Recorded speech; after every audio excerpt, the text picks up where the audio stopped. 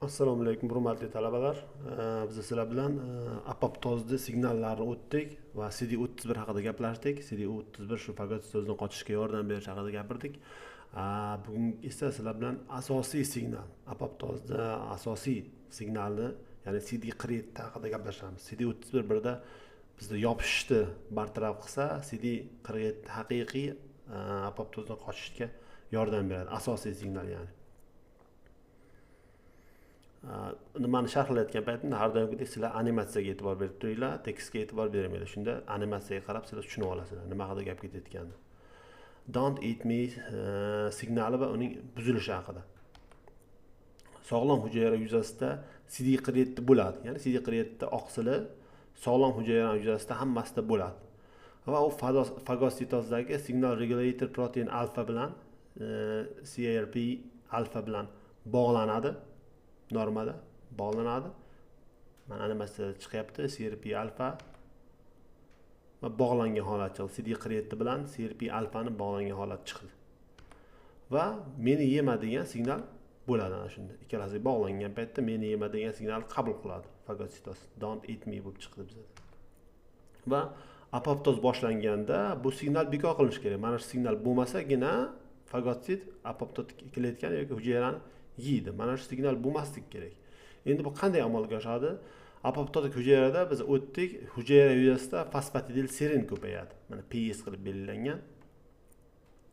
Fosfatidil serin ko'payadi. Va fosfatidil seringa CBRQ kompleks birikadi. Mana bir ikkita kelib.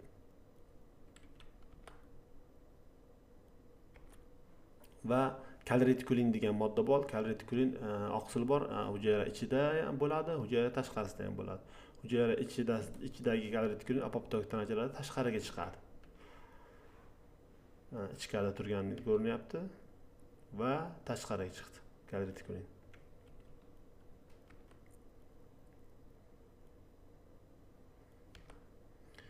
Kalretikulin S1Q va fagositdagi CD91 ga ulanadi. Shu narsani ko'ryapsizlar. S1Q kalretikulin CD91 fagositga ulandi va o'shandan keyin eat me degan signal ishlaydi. Ya'ni CRP CD47 bilan bog'lana olmaydi. Bu signal bundan ko'ra kuchlilik qiladi unga. Ko'rib turibsizlar. Va sog'lom hujayralardagi oz miqdordagi CRT kalretikulin va CD47 CRP alfalar bu signalni yenga olmaydi. Ya'ni kalretikulin kam bo'lganligi uchun oz miqdorda kalretikulin deyapti. Kalretikulin kam bo'lganligi uchun normal hujayrada, apoptoz hujayrada ko'p edi u. Normal hujayrada bu narsa kam bo'lganligi uchun bemalol CD47 CRP alfa bilan bog'lanadi-da, don't eat me signalini uzatadi. Shu sababli normal hujayra fagositozga uchramaydi. Endi immunogen bo'lmagan o'sma hujayralari bor, immunogen o'sma hujayralari bor. Immunogen bo'lmagan o'sma hujayralari deganda immunitet ularni tanimaydi. Ya'ni yemaydi ularni. Immunogenda esa immunitet ularni yeydi. Ya'ni bizning organizmda o'sma hujayralar har bir organizmda paydo bo'lib turadi, lekin ular immunogen xususiyatga ega bo'lganligi uchun bizning immunitet ularni yeb turadi, yo'qotib turadi. Immunogen bo'lmagan o'smalarda CD47 yuqori bo'ladi. Mana ko'ryapsizlar. CD47 yuqori bo'ladi, ya'ni ekspressiyasi kuchli, soni ko'p bo'lganligi uchun u fagositozga uchramaydi. Boyagi CRP alfa bilan bog'langandan keyin don't eat me signali chiqadi. Mana bu yerda ko'rsatilgan mana. Don't eat me signali chiqqan. Shuning uchun immunogen bo'lmagan o'smalar hujayralarni fagositlar yeyolmaydi. Immunogen o'smalarda hozir aytdim, tashqi kalretikulin juda yuqori bo'ladi bularda, mana kalretikulin chiqyapti va u fagositozga uchraydi. Ana shu CD47 bilan bog'liq mexanizmlar va ularni amaliy ahamiyatiga o'tamiz. Sizlar tushunmay qolgan bo'lsanglar, boshqa bo'lsa qaytadan yana ko'rib olishlaringiz mumkin bu narsani. Amaliy ahamiyatiga o'tgangacha bo'lgan davrda tushunmasanglar qaytadan ko'ringlar. Chunki amaliy ahamiyatni gapirgan paytimda keyin sizlar tushunmay qolasizlar. Immunogistoximiya tekshiruvida biz yuqori ma'ruzada aytib o'tyapmiz, chunki yana takrorlayman. Immunogistoximiya shundayki, oqsilni maxsus o'zini bo'yog'iga bo'yab ko'riladi. CD47 ni o'zini aynan faqat CD47 ni o'zini bo'yaydigan bo'yoqqa bo'yagan paytda faqat CD47 bo'lsagina u bo'yoqni oladi va koreshniy jigarrang, o'tkir jigarrang bo'yoq bo'lib chiqadi. Agar o'sha CD47 bo'lmasa agar u u preparat bo'yalmaydi, umuman u hujayra bo'yalmaydi. Immunogistoximiyada CD kreatin ekspressiya darajasi agar yuqori bo'lsa, demak o'sha o'simtani immun tizim bilan qochish darajasini ham bildiradi bu narsa. Mana ko'ryapsizlar. O'tkir mieloid leykozda CD kreatin baland, ya'ni u o'sha don't eat me signalini berish uchun kerakli bo'lgan fagositdagi reseptor bilan bog'lanadi va don't eat me deydi. Immunitet keyin buni yenga olmaydi. O'tkir mieloid leykoz shuning uchun agressiv kechar edi. Lekin CD kreatin blokatorlar biz mexanizmni aniqlagandan keyin CD kreatin blokatorlari chiqdi, ya'ni CD kreatin bloklab qo'yadi, margolumab chiqdi. U bloklangandan keyin fagositdagi o'sha don't eat me signal berish uchun kerak bo'lgan reseptorga bog'lana olmaydi o'sma hujayrasi va natijasida uni fagosit kelib yeydi. Ya'ni organizm immuniteti shundan keyin ishlay boshlaydi shu preparatlarni ishlatgandan keyin. Nerve therapy on the horizon magrolimabni keltirib qo'ydi. Mieloid leykozni ya'ni yengish imkoniyati bo'ldi bizga. Va immunogistoximiya kalretikulin bu aytdik ekspressiya darajasidan ko'riladi. Ya'ni o'smadagi eat me signali kuchlimi yo'qmi? Chunki kalretikulin bilasizlar fagositdagi reseptor bilan bog'lanib meni ye degan signal uzatishga qatnashardi. CD kreatin bo'lsa meni yema degan signalga qatnashardi. Va mana ko'ryapsizlar, kalretikulin normal oshqozon osti bezi olib tashlangan o'sma tufayli va normal qismi ham, o'sma qismi ham tushgan. O'ng tomonda o'sma qismi turibdi.